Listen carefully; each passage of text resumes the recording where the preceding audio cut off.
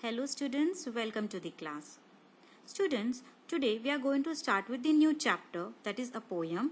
But before we start, let us complete one pending exercise of chapter 1, that is prefix.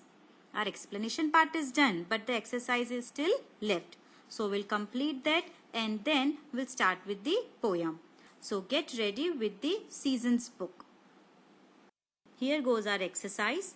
It's in Seasons book and you have to do in the book itself only. Come to page number 12, prefixes exercise. Now students, in this exercise, I have to add in or dis or un to the underlined words. You can see the underlined words, and these words I have to add prefix to make the opposite word.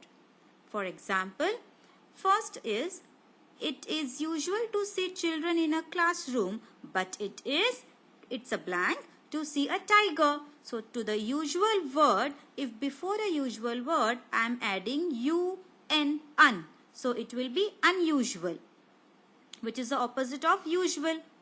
Next, Hima is capable of singing, but now before capable I am adding in. So incapable of dancing, that means she cannot dance.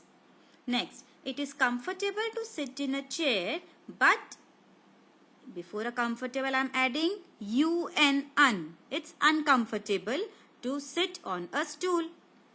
Next, today's work is complete, but yesterday's is incomplete. I am going to add in before a word complete. So it will be incomplete. Next, he tied the parcel to see what was in it. Now see, tied is a word. Tied means bandhna. So untied, I am going to add un before a word tied. And the answer is untied. That means kholna. Next, there was a large crowd. The food ordered was insufficient. Now, what is the meaning of, let us see first, sufficient. Sufficient means enough. So, before the sufficient word, if I am adding in, insufficient, that means the food was not enough. Next, children are told not to disobey their elders. Now, obey you know. So, before the word obey, I am going to add dis. So, it will be disobey. Next, Meera keeps her room tidy. Gautam's room is very untidy. Before a word tidy, I am going to add un. So students, have you noticed the underlined words and the answers, they are opposites, yes? So I am adding in, dis or un to the underlined words to get the opposite words. Now let's see the next chapter. Revision, Chapter 2, Mice. Do you remember we have done before the summer breaks? Let's have a recall of it. The poet of our poem is Rose Fileman. She was born on 6th March 1877 and died on 1st August 1957.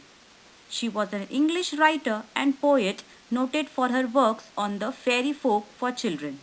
She published multiple poetry collections and wrote plays for children. She became one of the most successful children's writers of her generation.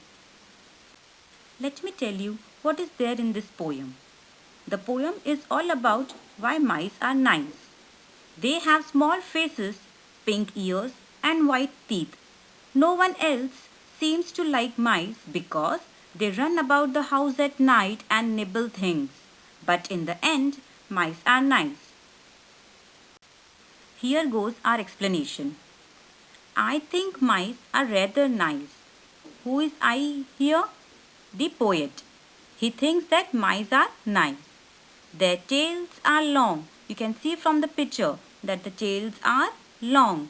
Their faces small. They haven't any chins at all. You can see the chin? No. So, they haven't any chins at all. Their ears are pink, their teeth are white. They run about the house at night. They nibble things they shouldn't touch. Nibble means small bites. And no one seems to like them much. But I think mice are rather nice. I think mice are rather nice. Their tails are long. Their faces small. They haven't any chins at all. Their ears are pink. Their teeth are white. They run around the house at night. They nibble things they shouldn't touch. And no one seems to like them much. But I think mice are nice. Rose Feldman.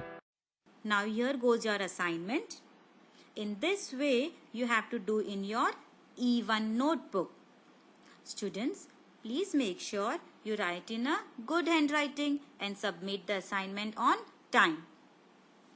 Chapter 2, Mice. Answer the following questions. First, what does the poet says about the mice?